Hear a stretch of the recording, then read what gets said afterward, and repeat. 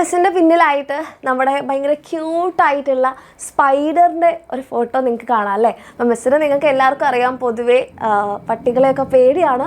പക്ഷേ ഈ നമ്മുടെ സ്പൈഡർ കുഞ്ഞായിരിക്കുമ്പോൾ ഭയങ്കര ക്യൂട്ടായിരുന്നു. ആൻഡ് ഈ സ്പൈഡറിനെ കണ്ടു കഴിഞ്ഞാൽ നമുക്ക് എല്ലാവർക്കും ഒന്ന് എടുക്കാൻ തോന്നും. അതുകൊണ്ടാണ് മിസ്സ് വരെ പേടിയില്ലാതെ എടുത്തത്. പക്ഷെ എന്നാലും അല്ലേ, നമുക്ക് നായ അല്ലെങ്കിൽ പട്ടി എന്നൊക്കെ പറയുന്ന സമയത്ത് നമ്മളുടെ മനസ്സിൽ ഇങ്ങനെ ക്യൂട്ടായിട്ടുള്ള നമ്മുടെ സ്പൈഡറിൻ്റെ മുഖം അല്ല വരിക. പകരം ആരാണ് വരിക?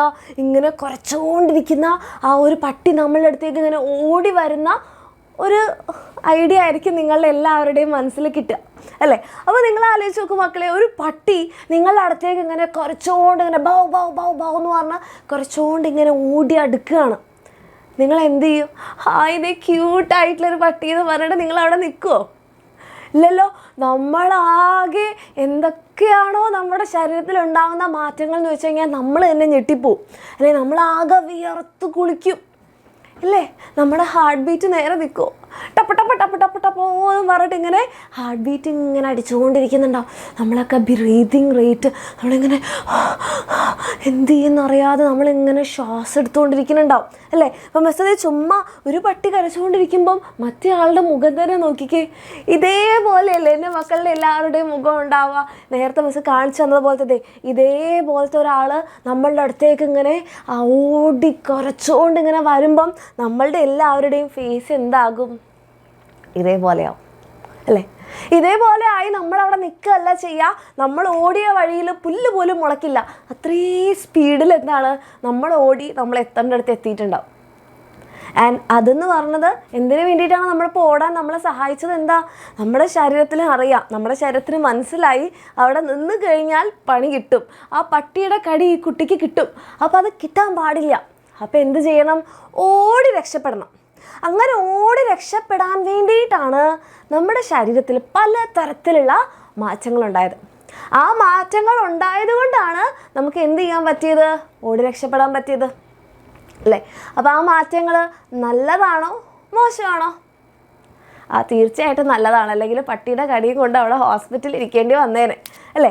അപ്പോൾ അങ്ങനെ ഒരു പട്ടി ഇങ്ങനെ കുറച്ചുകൊണ്ട് വരുന്നത് കാണുമ്പം, അല്ലെങ്കിൽ നമുക്കൊരു അപകടകരമായ ഒരു സിറ്റുവേഷൻ വരുമ്പോൾ, ഒന്നെങ്കിൽ ആ സിറ്റുവേഷനിൽ നിന്ന് നമ്മൾ ഓടി രക്ഷപ്പെടണം അല്ലേ. അല്ലെങ്കിൽ നമ്മൾ നേരിടേണ്ട ഒരു സിറ്റുവേഷൻ, ഇപ്പോൾ ഒരു യുദ്ധം വരികയാണ്, ഒരു രാജാവ് അല്ലേ, എന്താ ചെയ്യേണ്ടത്? ഒരു യുദ്ധം വരുന്ന സമയത്ത് അയ്യോ എനിക്ക് പേടിയാണെങ്കിൽ ഞാൻ വേഗം ഓടി രക്ഷപ്പെടട്ടെ, അങ്ങനെയാണോ ചെയ്യേണ്ടത്? അല്ല, നമ്മളതിനെ നേരിടണം അല്ലേ. നമ്മൾ നേരിടേണ്ട സിറ്റുവേഷൻസ് ആണെങ്കിൽ നമ്മൾ അതിനെ എന്ത് ചെയ്യണം? നമ്മളതിനെ ഓവർകം ചെയ്യണം. നമ്മൾ നേരിട്ടുകൊണ്ട് തന്നെ അതിനെ ഓവർകം ചെയ്യണം. ഓടി രക്ഷപ്പെടേണ്ട സ്ഥലത്ത് അതും ചെയ്യണം. അപ്പോൾ അതിന് വേണ്ടിയിട്ട് നമ്മുടെ ശരീരത്തിൽ ഒത്തിരി മാറ്റങ്ങൾ നടക്കും. അതിന് നമ്മളെ സഹായിക്കുന്നത് നമ്മളുടെ നെർവസ് സിസ്റ്റമാണ്. Nervous system okay, nervous system അല്ലെങ്കിൽ നമുക്ക് എന്ത് പറയാം? നമ്മുടെ നാഡീവ്യവസ്ഥയാണ്. നാഡീവ്യവസ്ഥ ഓക്കെ. അപ്പോൾ നമ്മുടെ ആ ഒരു നെർവസ് സിസ്റ്റം എന്ന് പറഞ്ഞിട്ടുണ്ടെങ്കിൽ അതിനെയാണ് നമ്മൾ പറയുക autonomous nervous system. Autonomous nervous system okay. ഈ ഓട്ടോണോമസ് നെർവസ് സിസ്റ്റത്തിന് നമ്മൾ മലയാളത്തിൽ പറയുന്നതാണ് സ്വതന്ത്ര നാഡീവ്യവസ്ഥ. സ്വതന്ത്ര നാഡീവ്യവസ്ഥ. ഈ ഒരു സ്വതന്ത്ര നാഡീവ്യവസ്ഥ അല്ലെങ്കിൽ ഓട്ടോണോമസ് നെർവസ് സിസ്റ്റം നമ്മളുടെ പെരിഫറൽ നെർവസ് സിസ്റ്റത്തിൻ്റെ ഒരു ഭാഗമാണ്. നമ്മൾ പഠിച്ചിട്ടുണ്ടല്ലേ, നമുക്ക് നെർവസ് സിസ്റ്റം അല്ലെങ്കിൽ നാഡീവ്യവസ്ഥ എന്ന് പറയുമ്പോൾ സെൻട്രൽ നെർവസ് സിസ്റ്റം, കേന്ദ്ര നാഡീവ്യവസ്ഥയുണ്ട്, പെരിഫറൽ നെർവസ് സിസ്റ്റം ഉണ്ട് അല്ലേ. അപ്പോൾ ഇതിൽ പെരിഫറൽ നെർവസ് സിസ്റ്റത്തിൻ്റെ തന്നെ ഒരു ഭാഗമാണ് നമ്മളുടെ ഈ ഒരു ഓട്ടോണോമസ് നെർവസ് സിസ്റ്റം അല്ലെങ്കിൽ നമ്മൾ പറയും സ്വതന്ത്ര നാഡീവ്യവസ്ഥ. ഇതിൽ രണ്ടെണ്ണം ഉണ്ട് ഓക്കെ.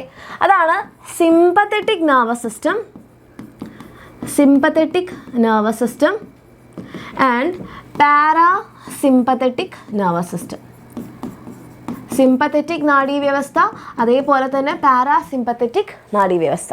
അപ്പം ഇതിൽ ആ ഒരു സിമ്പത്തറ്റിക് നെർവസ് സിസ്റ്റമാണ് പെട്ടെന്നൊരു എമർജൻസി കണ്ടീഷൻ നമ്മളെ ലൈഫിൽ വരുന്ന സമയത്ത് നമ്മൾ ഒന്നുകിൽ അതിനെ ഓവർകം ചെയ്യാൻ അല്ലെങ്കിൽ ആ ഒരു സിറ്റുവേഷനിൽ നിന്ന് ഓടി രക്ഷപ്പെടാൻ വേണ്ടിയിട്ട് നമ്മളെ സഹായിക്കുന്നത്. അത് കഴിഞ്ഞാലോ, നമ്മൾ രാജാവാണെങ്കിൽ നമ്മുടെ ശരീരത്തിൽ ഒത്തിരി മാറ്റങ്ങളൊക്കെ വന്നു, എനർജിയൊക്കെ കിട്ടി, നമ്മുടെ എനിമീസിനൊക്കെ അടിച്ച് പരിശാക്കി നമ്മൾ എന്ത് ചെയ്യണം? അത് കഴിഞ്ഞ് കഴിഞ്ഞാൽ നമ്മുടെ ശരീരം നോർമൽ ആവണം അല്ലേ. അല്ലെങ്കിൽ ഒരു പട്ടി ഇങ്ങനെ കുറച്ചുകൊണ്ട് ഓടി വരുന്നു, നമ്മൾ ഓടി രക്ഷപ്പെട്ടു, അതിന് വേണ്ടിയിട്ട് നമ്മുടെ ശരീരത്തിൽ ഒത്തിരി മാറ്റങ്ങളുണ്ടായി. അത് കഴിഞ്ഞ് വീട്ടിലെത്തിയാലോ നമ്മൾ നോർമൽ ആവണ്ടേ അല്ലേ? നോർമൽ ആവണം. അങ്ങനെ നമ്മളെ നോർമൽ ആക്കാൻ സഹായിക്കുന്നത്, ഈ ഉണ്ടായ മാറ്റങ്ങളെ പഴയതുപോലെ ആക്കുന്നതാണ് നമ്മുടെ പാരാസിമ്പത്തറ്റിക് നെർവസ് സിസ്റ്റം. ഓക്കെ, അപ്പോൾ ഇവർ രണ്ടുപേരും കൂടെ ചേർന്ന് പ്രവർത്തിക്കുന്നതുകൊണ്ടാണ് നമ്മൾക്ക് പെട്ടെന്നൊരു എമർജൻസി സിറ്റുവേഷൻ വരുമ്പോൾ നമുക്ക് ആ സിറ്റുവേഷനെ ഫൈറ്റ് ചെയ്യാനോ അല്ലെങ്കിൽ അവിടെ ഒന്ന് ഓടി രക്ഷപ്പെടാനോ നമ്മളെ സഹായിക്കുന്നത്. ഓക്കെ, അപ്പോൾ എന്തൊക്കെ മാറ്റങ്ങളാണ് നമ്മുടെ ശരീരത്തിൽ ഉണ്ടാവുന്നതെന്ന് നമുക്ക് നോക്കാം. അപ്പം നമുക്ക് നമ്മുടെ കണ്ടീഷൻ തന്നെ എടുക്കാമല്ലോ. ഒരു പട്ടി ഇങ്ങനെ ഒരു ഭീകര രൂപിയായിട്ടുള്ള ഒരു ഭയങ്കര, നമുക്ക് കണ്ടാൽ തന്നെ പേടിയാവുന്നൊരു പട്ടി ഇങ്ങനെ കുഴച്ചുകൊണ്ട് നമ്മളുടെ അടുത്തേക്ക് വരികയാണ്. അപ്പം നമ്മുടെ ഈ ഒരു പട്ടിയുടെ മുഖം തന്നെ നോക്കിക്കേ, കണ്ണൊക്കെ എന്തായിട്ടുണ്ട്, ഇങ്ങനെ പേടിച്ചു അല്ലേ? അതായത് നമ്മളുടെ പ്യൂപ്പിള് എന്ത് ചെയ്യുന്നു, ഡൈലേറ്റ് ചെയ്യുന്നു. ഇങ്ങനെ ഒരാൾ നമ്മളെ കടിക്കാൻ വരുന്ന സമയത്ത് നമ്മുടെ പ്യൂപ്പിൾ എന്ത് ചെയ്യുന്നു, ഡൈലേറ്റ്, അല്ലെങ്കിൽ നമ്മൾ പറയും കൃഷ്ണമണി വികസിക്കുന്നു. പ്യൂപ്പിൾ ഡൈലേറ്റ് ചെയ്യുന്നു അല്ലെങ്കിൽ കൃഷ്ണമണി വികസിക്കുന്നു. ഓക്കെ, പിന്നെ നമ്മുടെ ഹാർട്ടിന് എന്താ സംഭവിക്കുക, നമ്മളൊന്ന് നെഞ്ചത്ത് കൈവച്ച് നോക്കി കഴിഞ്ഞാൽ ടക്ക് ടക്ക് ടക്ക് ടക്ക് ടക്ക് ടക്ക് ടക്ക് ടക്ക് ടക്ക് ടക്ക് ടക്ക് ടക്ക് ടക്ക് ടക്ക് ടക്ക് ഇങ്ങനെ ബീറ്റ് ചെയ്യുന്നുണ്ടാവും അല്ലേ? എന്തിനു വേണ്ടിയിട്ടാണ്? നമ്മുടെ ഹാർട്ട് ഇങ്ങനെ സ്പീഡിൽ ബീറ്റ് ചെയ്തെങ്കിൽ മാത്രമേ എല്ലാ സ്ഥലത്തേക്കും നമ്മുടെ കാല് വരെ ബ്ലഡ് എത്തുള്ളൂ, സ്പീഡിൽ ബ്ലഡ് എത്തുള്ളൂ. എന്നാലേ നമുക്ക് എന്ത് ചെയ്യാൻ പറ്റുള്ളൂ, ഓടണമെങ്കിൽ നമ്മുടെ കാലനങ്ങണം. അപ്പോൾ കാലിൻ്റെ അവിടെയുള്ള സെൽസിനൊക്കെ എന്ത് കിട്ടണം, എനർജി ഉണ്ടാക്കണമെങ്കിൽ അവിടെ ന്യൂട്രിയൻസ് ഓക്സിജനൊക്കെ എത്തണ്ടേ? ഓക്കെ, അപ്പോൾ അതിന് വേണ്ടിയിട്ട് ബ്ലഡ് സർക്കുലേഷൻ ഇൻക്രീസ് ചെയ്യാൻ വേണ്ടിയിട്ട് എന്ത് ചെയ്യും, നമ്മുടെ ഹൃദയമിടിപ്പ് കൂടും അല്ലെങ്കിൽ ഹാർട്ട് ബീറ്റ് എന്ത് ചെയ്യുന്നു, ഇൻക്രീസ് ചെയ്യുന്നു. അത് മാത്രമാണോ, നമ്മളിങ്ങനെ ടെൻഷൻ അടിച്ചിട്ട് നമ്മളിങ്ങനെ പേടിക്കും അല്ലേ? അതായത് നമ്മൾ കൂടുതൽ ഓക്സിജൻ എടുക്കും. നമുക്കറിയാം ന്യൂട്രിയൻസ് മാത്രം പോരാ, നമുക്ക് ഓക്സിജനും കൂടെ എന്തിനു വേണം, നമ്മുടെ എനർജി ഊർജ്ജോൽപാദനത്തിന് വേണം. അപ്പോൾ എന്ത് ചെയ്യണം, നമ്മുടെ ശ്വാസനാളം അല്ലേ, ട്രക്കിയ എക്സ്പാൻഡ് ചെയ്യണം, എന്നാലേ ഒത്തിരി ഓക്സിജൻ നമുക്ക് കൂടെ കയറാൻ പറ്റുള്ളൂ. So trachea expand, trachea expand, ശ്വാസനാളം വികസിക്കുന്നു അല്ലേ? പിന്നെയോ നമുക്ക് എനർജി വേണമെന്ന് മിസ് പറഞ്ഞു, അതിന് ന്യൂട്രിയൻസും വേണം. അപ്പോൾ ന്യൂട്രിയൻസ് വേണമെന്ന് കരുതിയിട്ട് പട്ടി അടിക്കാൻ വരുന്ന സമയത്ത് നമ്മുടെ ആക്ഷൻ ഹീറോ ബിജുവിൽ പോലീസുകാരെ പിടിക്കാൻ വന്നപ്പോൾ അടുത്തുള്ള വീട്ടിൽ പോയിട്ട് ഭക്ഷണം കഴിക്കാനിരുന്ന പോലെ ഇരിക്കാൻ പറ്റുമോ അല്ലേ? ആ പട്ടി അടിക്കാൻ വരുന്നുണ്ട്, എനിക്ക് ന്യൂട്രിയൻസ് വേണം, ഞാൻ കുറച്ച് ചോറ് കഴിക്കട്ടെ, നമുക്ക് പറ്റുമോ? പറ്റില്ല.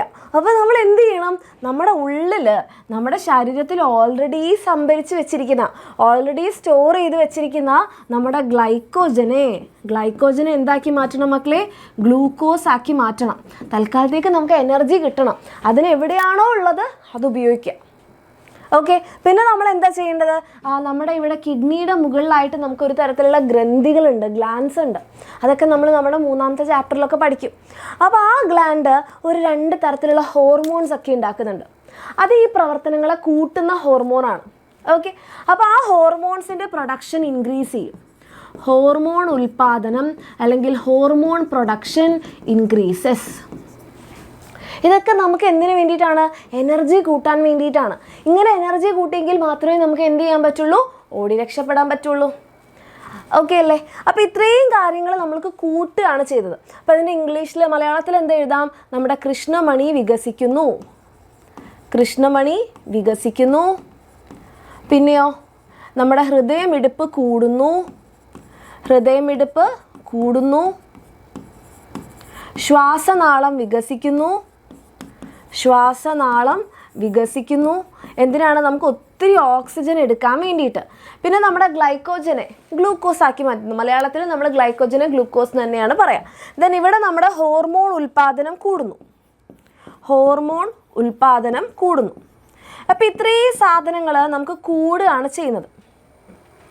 ഇനി ആരൊക്കെയാണ് നമുക്കിപ്പോൾ ആവശ്യമില്ലാത്തത്, അതായത് ഓടി രക്ഷപ്പെട്ട് നമുക്ക് ഇവിടുന്ന് എങ്ങനെയെങ്കിലും രക്ഷപ്പെടാനുള്ള ആ ഒരു പ്രൊസീജിയറിൽ നമുക്ക് ആവശ്യമില്ലാത്ത പ്രവർത്തനങ്ങളൊക്കെ കുറയണം. ഓക്കെ, അപ്പോൾ കുറയുന്നത് ആരൊക്കെയാണെന്ന് നോക്കിയാലോ. റെഡി? അതായത് നമ്മളുടെ മൗത്ത് ഉണ്ടല്ലേ, മൗത്തിൽ നമുക്കറിയാം നമുക്ക് സെലൈവ അല്ലെങ്കിൽ ഉമിനീര് ഉൽപ്പാദിപ്പിക്കുന്നുണ്ട്. ഈ ഉമിനീര് എന്തിനാണ്, ഉമിനീരിൽ നമുക്ക് എൻസൈംസ് ഒക്കെ ഉണ്ട്. എൻ്റെ മക്കൾ 9ാം ക്ലാസ്സിൽ പഠിച്ചിട്ടുണ്ടാകും. സെലൈവറി എമൈലേസ് ഒക്കെ ഉണ്ട്. അത് നമ്മളെ ഭക്ഷണത്തിന് ദഹിപ്പിക്കാൻ സഹായിക്കുന്നതാണ്. അപ്പോൾ പട്ടി കടിക്കാൻ വരുന്ന സമയത്ത് നമുക്ക് ആ ഒരു എൻസൈമിൻ്റെ ആവശ്യമുണ്ടോ? ഇല്ലല്ലോ. അപ്പോൾ എന്ത് ചെയ്യുന്നു, സെലൈവയുടെ പ്രൊഡക്ഷൻ കുറയുന്നു, സെലൈവയുടെ പ്രൊഡക്ഷൻ കുറയുന്നു. ഉമിനീർ ഉൽപ്പാദനം എന്ത് ചെയ്യണം? കുറയണം. നമുക്കിതിപ്പോൾ ആവശ്യമില്ലാത്തതാണ്. ഓക്കെ, പിന്നെ ആര് കുറയണം? നമുക്കറിയാം നമ്മളുടെ സ്റ്റൊമക്കിൽ അല്ലേ, നമ്മുടെ ആമാശയത്തിൻ്റെ അകത്ത് അങ്ങോട്ടും ഇങ്ങോട്ടും കുറേ പെരിസ്റ്റാൾട്ടിക് മൂവ്മെൻറ്റ്സ് ഒക്കെ നടക്കുന്നുണ്ട്. എന്തിനാണ്? ഭക്ഷണത്തിന് ദഹിപ്പിക്കാൻ. ഇപ്പം നമുക്ക് അതിൻ്റെ ആവശ്യമുണ്ടോ? ഇല്ല. അപ്പോൾ എന്ത് ചെയ്യുന്നു? നമ്മളുടെ പെരിസ്റ്റാൾസിസ് കുറയും. സ്റ്റൊമക്കിലുള്ള പെരിസ്റ്റാൾസിസ് അല്ലെങ്കിൽ നമ്മുടെ സ്റ്റൊമക്കിൽ ആമാശയത്തിലെ പ്രവർത്തനങ്ങൾ കുറയുന്നു. അതേപോലെ തന്നെ നമ്മുടെ ചെറുകുടലിനുള്ളിലുള്ള പെരിസ്റ്റാൾസിസ് നമുക്കിപ്പോൾ വേണ്ട. കാരണം ഇപ്പോൾ നമ്മൾ എങ്ങനെയെങ്കിലും ഓടി രക്ഷപ്പെടുകയാണ് വേണ്ടത്. അപ്പം ഇവിടുത്തെ പെരിസ്റ്റാൾസിസം എന്ത് ചെയ്യണം? കുറയണം. ഈ 3 കാര്യങ്ങൾ കുറയണം, ബാക്കിയെല്ലാം നമുക്ക് കൂടണം. അതേപോലെ തന്നെ നമ്മുടെ യൂറിനറി ബ്ലാഡർ അല്ലെങ്കിൽ മൂത്രാശയം, ഇത് കോൺട്രാക്ട് ചെയ്ത് കഴിഞ്ഞാൽ എന്താ അവസ്ഥ? നമ്മൾ മൂത്രമൊഴിച്ചു അല്ലേ? നമ്മൾ ഓടി രക്ഷപ്പെടുന്ന സമയത്ത് മൂത്രമൊഴിക്കാനുണ്ടായ ബുദ്ധിമുട്ടാവില്ലേ? അപ്പോൾ എന്ത് ചെയ്യണം? യൂറിനറി ബ്ലാഡറിനെ അല്ലെങ്കിൽ മൂത്രാശയത്തിന് നമ്മൾ എന്ത് ചെയ്യണം? നോർമൽ സ്റ്റേറ്റിൽ മെയിൻറ്റെയിൻ ചെയ്യണം. Maintain normal state. സാധാരണ അവസ്ഥയിൽ തന്നെ നമ്മൾ എന്ത് ചെയ്യണം? അതിനെ നിലനിർത്തണം. റെഡി? ഇത്രയും കാര്യങ്ങളാണ് നമ്മുടെ സിമ്പത്തറ്റിക് നെർവസ് സിസ്റ്റം അല്ലെങ്കിൽ സിമ്പത്തറ്റിക് നാഡീവ്യവസ്ഥ ചെയ്യുന്നത്. അപ്പോൾ ഇവിടെ നമ്മുടെ പ്യൂപ്പിളൊക്കെ ഡൈലേറ്റായി, ഹാർട്ട് ബീറ്റ് കൂടി, നമ്മൾ ട്രക്കിയെ എക്സ്പാൻഡ് ചെയ്തു, ഹോർമോൺ പ്രൊഡക്ഷൻ കൂടി, ഗ്ലൈക്കോജനെ ഗ്ലൂക്കോസ് ആക്കി മാറ്റി, നമുക്ക് എനർജി കിട്ടി, നമ്മൾ ഓടി രക്ഷപ്പെട്ട് വീട്ടിലെത്തി. രക്ഷപ്പെടാൻ സഹായിച്ചത് നമ്മുടെ ഈ സിമ്പത്തറ്റിക് നെർവസ് സിസ്റ്റമാണ്, സിമ്പത്തറ്റിക് നാഡീവ്യവസ്ഥയാണ്. അത് കഴിഞ്ഞാലോ മക്കളെ, വീട്ടിലെത്തിക്കഴിഞ്ഞാൽ ഇതുപോലെ ഹാർട്ട് ഇങ്ങനെ ടപ്പ് ടപ്പ് ടപ്പ് ടപ്പ് ടപ്പ് ടപ്പ് ടപ്പ് ടപ്പ് ഇങ്ങനെ ഇടിച്ചുകൊണ്ടിരിക്കണോ? വേണ്ട അല്ലേ? എന്ത് ചെയ്യണം? അത് നോർമലായിട്ട് മാറണം. അപ്പോൾ ഇവിടെ ഉണ്ടായ ഈ മാറ്റങ്ങളെ നമ്മൾ പണ്ടത്തതുപോലെ ആക്കണം. അത് ചെയ്യുന്നതാണ് നമ്മൾ പാരാസിമ്പത്തറ്റിക് നെർവസ് സിസ്റ്റം. പ്യൂപ്പിൾ ഇവിടെ ഡൈലേറ്റ് ചെയ്തെങ്കിൽ പ്യൂപ്പിൾ ഇവിടെ കോൺട്രാക്ട് ചെയ്യും അല്ലെങ്കിൽ സങ്കോചിക്കും. ഓക്കെ, ഇവിടെ ഉമിനീർ ഉൽപ്പാദനം കുറഞ്ഞെങ്കിൽ നമ്മൾ എന്ത് ചെയ്യുന്നു? ഉമിനീർ ഉൽപ്പാദനം കൂട്ടണം. ഓക്കെ, ആദ്യം നമുക്ക് ഇത് പറയാം. ഹാർട്ട് ബീറ്റ് ഇവിടെ കൂടിയെങ്കിൽ ഹാർട്ട് ബീറ്റ് എന്ത് ചെയ്യണം? ഹൃദയമിടിപ്പ് സാധാരണ നിലയിലാക്കണം, നോർമൽ ആക്കണം അല്ലേ? ഇവിടെ നമ്മുടെ ട്രക്കിയ എക്സ്പാൻഡ് ചെയ്തെങ്കിൽ ഇവിടെ നമ്മളെ ട്രക്കിയ എന്ത് ചെയ്യണം? കോൺട്രാക്ട് ചെയ്യണം, ചുരുങ്ങണം. ഓവറായിട്ട് ഇങ്ങനെ വികസിച്ചതായിരുന്നു, അത് ചുരുങ്ങണം. പിന്നെ ഇവിടെയോ നമ്മുടെ ഗ്ലൂക്കോസിനെ നമുക്കിനി തിരികെ പണ്ടത്തതുപോലെ ആക്കണം. ഇനിയിപ്പോൾ എനർജി ഒന്നും വേണ്ട, ഗ്ലൈക്കോജൻ ആക്കി മാറ്റണം. ഓക്കെ, ഹോർമോൺ ഉൽപ്പാദനം എന്ത് ചെയ്യണം? സാധാരണ നിലയിലാകണം അല്ലെങ്കിൽ കുറയണം. ഹോർമോൺ പ്രൊഡക്ഷൻ ഡിക്രീസ് ചെയ്യണം, പണ്ടത്തതുപോലെ ആവണം. അപ്പോൾ നമ്മൾ വീട്ടിലെത്തി.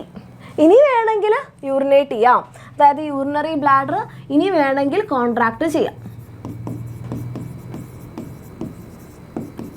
ബാത്റൂം പോവാലോ, നമ്മൾ വീട്ടിലെത്തിയില്ലേ, ഓടി രക്ഷപ്പെടാനില്ലല്ലോ. ഓക്കെ, അപ്പോൾ നേരത്തെ കുറഞ്ഞ സാധനങ്ങളൊക്കെ ഇനി എന്ത് ചെയ്യണം? പണ്ടത്തതുപോലെ നമുക്ക് കൂട്ടണം. അപ്പോൾ ഇവിടെ നമ്മുടെ സെലൈവയുടെ പ്രൊഡക്ഷൻ കുറഞ്ഞെങ്കിൽ ഇവിടെ സെലൈവറി പ്രൊഡക്ഷൻ എന്ത് ചെയ്യണം? സെലൈവയുടെ പ്രൊഡക്ഷൻ, ഉമിനീർ ഉൽപ്പാദനം നമുക്ക് കൂടണം. നേരത്തെ കുറച്ചതായിരുന്നു അല്ലേ? ഇനി ഇവിടെയാണെങ്കിലോ നമ്മുടെ പെരിസ്റ്റാൾസിസ് സാധാരണ പോലെ ആകണം, അല്ലെങ്കിൽ പെരിസ്റ്റാൾസിസ് നമുക്ക് കൂടണം, ആമാശയത്തിലെ പ്രവർത്തനങ്ങൾ കൂടണം. ചെറുകുടലിലെ പ്രവർത്തനങ്ങൾ എന്ത് ചെയ്യണം? സ്മോൾ ഇൻറ്റെസ്റ്റൈനിലെ പ്രവർത്തനങ്ങൾ കൂടണം, അവിടുത്തെ നമ്മളുടെ പെരിസ്റ്റാൾസിസ് ഒക്കെ കൂടണം. ഓക്കെ, അപ്പോൾ ഇത്രയും മാറ്റങ്ങൾ, ഇവിടെ ഉണ്ടായ മാറ്റങ്ങളെ സാധാരണ നിലയിലേക്ക് എത്തിക്കുന്നതാണ് നമ്മളുടെ പാരാസിമ്പത്തറ്റിക് നെർവസ് സിസ്റ്റം. ഒരു എമർജൻസി സിറ്റുവേഷൻ വന്നു കഴിഞ്ഞാൽ നമ്മളെ ഹെൽപ്പ് ചെയ്തതാണ് നമ്മളുടെ സിമ്പത്തറ്റിക് നെർവസ് സിസ്റ്റം. ഓക്കെ, അപ്പോൾ എൻ്റെ മക്കളുടെ ടെക്സ്റ്റ് ബുക്കിൽ നിങ്ങൾക്ക് ഇങ്ങനെ ഒരു ഡയഗ്രം തന്നിട്ടുണ്ട്. ഇത് വളരെ ഇമ്പോർട്ടൻ്റ് ആണ് നിങ്ങൾക്ക് എക്സാമിന് കേട്ടോ. ഇത് ഫുള്ളും ഒന്നും നിങ്ങളോട് ചോദിക്കില്ല, കുറേ എണ്ണം അങ്ങോട്ടും ഇങ്ങോട്ടും മിക്സ് ആക്കി തരും. എന്നിട്ട് ചോദിക്കും ഏതാണ് സിമ്പത്തറ്റിക്, ഏതാണ് പാരാസിമ്പത്തറ്റിക്. അപ്പോൾ നോക്കിക്കുക മക്കളെ, സിമ്പത്തറ്റിക് ആണെങ്കിൽ പ്യൂപ്പിൾ ഡൈലേറ്റ്. ഓക്കെ, കൃഷ്ണമണി ഇവിടെ വികസിക്കുന്നു. പിന്നെ നമുക്ക് ആരെയാ കൂട്ടേണ്ടത്? ഹൃദയമിടിപ്പ് കൂടുന്നു അല്ലേ, ഹാർട്ട് ബീറ്റ് ഇൻക്രീസ് ചെയ്തു, ട്രക്കി എക്സ്പാൻഡ് ചെയ്യുന്നു, ശ്വാസനാളം വികസിക്കുന്നു. പിന്നെ ആരാണ്? നമ്മുടെ ഗ്ലൈക്കോജൻ എന്താക്കണം? ഗ്ലൂക്കോസ് ആക്കി മാറ്റണം അല്ലേ. പിന്നെയോ നമ്മുടെ യൂറിനറി ബ്ലാഡറിനെ നോർമൽ സ്റ്റേറ്റിൽ നിർത്തിയാൽ മതി, കോൺട്രാക്ട് ചെയ്യാൻ പാടില്ല. അപ്പോൾ മൂത്രമൊഴിച്ചു. ഓക്കെ, ഇനി ആരൊക്കെയാണ് കുറയേണ്ടത്? സലൈവയുടെ പ്രൊഡക്ഷൻ, ഉമിനീർ ഉൽപ്പാദനം കുറയണം. പിന്നെയോ ഗ്യാസ്ട്രിക് ആക്ടിവിറ്റീസ്, ആമാശയ പ്രവർത്തനങ്ങൾ കുറയണം. അതൊക്കെ ഭക്ഷണത്തിന് ദഹിപ്പിക്കാൻ പോരെ, ഇപ്പോൾ വേണ്ടല്ലോ. ഓക്കെ, പിന്നെ നമ്മുടെ പെരിസ്റ്റാൾസിസ്, നമ്മുടെ ചെറുകുടലിനുള്ളിലുള്ള പെരിസ്റ്റാൾസിസ് കുറയണം. ഇത്രയും സാധനങ്ങളാണ് കുറയുന്നത്. ആരൊക്കെ? ഒന്ന് നമ്മുടെ മൂത്രാശയം അല്ലെങ്കിൽ യൂറിനറി ബ്ലാഡറിന് സാധാരണ നിലയിൽ, ചെറുകുടലിലെ പെരിസ്റ്റാൾസിസ് കുറയണം, ആമാശയ പ്രവർത്തനങ്ങൾ മന്ദീഭവിപ്പിക്കണം, ദെൻ നമ്മുടെ ഉമിനീര് ഉൽപ്പാദനം കുറയണം. ബാക്കിയൊക്കെ കൂട്ടുകയാണ് ചെയ്യുന്നത്. ഇനി നമ്മൾ നോർമലായി വീട്ടിലെത്തിക്കഴിഞ്ഞാലോ, ദേ പ്യൂപ്പിൾ എന്ത് ചെയ്യണം? കോൺട്രാക്ട് ചെയ്യണം. നേരത്തെ വികസിച്ച പ്യൂപ്പിൾ ചുരുങ്ങണം. ഇനി ഹൃദയമിടിപ്പ് എന്ത് ചെയ്യണം? നോർമൽ ആവണം, സാധാരണ പോലെ ആവണം. നമ്മുടെ ശ്വാസനാളോ നേരത്തെ ഡൈലേറ്റ് ചെയ്തായിരുന്നു, ഇനി കോൺട്രാക്ട് ചെയ്യണം. നേരത്തെ നമ്മൾ ഉമിനീര് പ്രൊഡക്ഷൻ എന്ത് ചെയ്തു?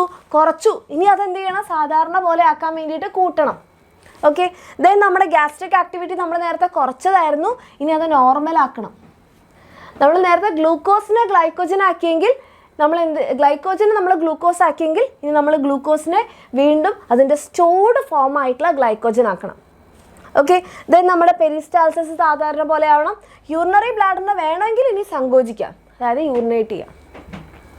ഓക്കെ.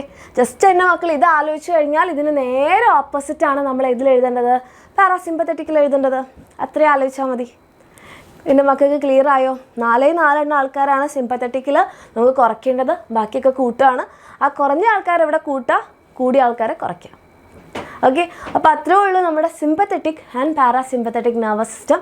എൻ്റെ മക്കൾക്ക് ഈ ഒരു ടോപ്പിക്ക് മനസ്സിലായി, ക്ലിയർ ആയെങ്കിൽ തീർച്ചയായിട്ടും കമൻറ്റ് ചെയ്യുക. അതേപോലെ തന്നെ നമ്മുടെ ലക്ഷ്യ ബാച്ചിലൊക്കെ നിങ്ങൾക്ക് അഡ്മിഷൻ എടുത്തു കഴിഞ്ഞാൽ ഇത് നേരത്തെ കൂട്ടം നിങ്ങൾക്ക് പഠിക്കാൻ പറ്റും. ഒത്തിരി മുന്നിലേക്ക് ചാപ്റ്റേഴ്സ് പഠിച്ചെത്താൻ പറ്റും. അങ്ങനെ വേണമെന്നുണ്ടെങ്കിൽ താഴെ കാണുന്ന നമ്പറിൽ മെസ്സേജ് ചെയ്യുക. ആൻഡ് എൻ്റെ മക്കൾക്ക് കമൻറ്റ് ചെയ്യാൻ വേണ്ടിയിട്ട് മിസ് ഇവിടെ ഒരു ക്വസ്റ്റ്യൻ വെക്കുന്നുണ്ട്. ഇത് കമൻറ്റ് സെക്ഷനിൽ നിങ്ങൾക്ക് ഈ ടോപ്പിക്ക് മനസ്സിലായെങ്കിൽ നിങ്ങൾക്ക് കറക്റ്റായിട്ട് ആൻസർ പറയാൻ പറ്റും.